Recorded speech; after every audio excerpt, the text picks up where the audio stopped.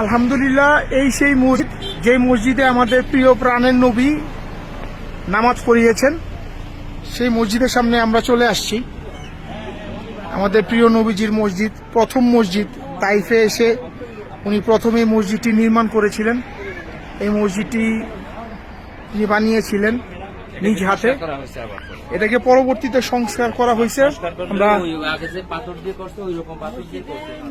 হ্যাঁ, প্রথমে যে কাপড় পাথর দিয়ে করা হয়েছিল, ওই কাপড় পাথর দিয়ে করা হয়েছিল।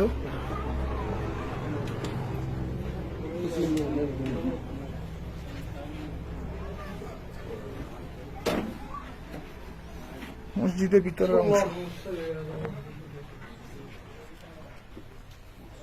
অনেকে নামাজ পড়তেছে।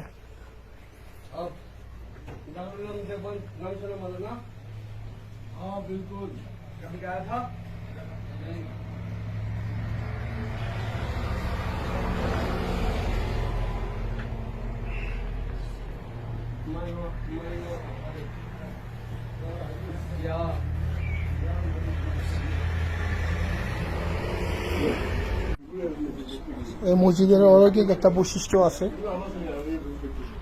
এই জায়গায় থেকে একটা গ্রাম আসে সবসময়, ওই জায়গা থেকে।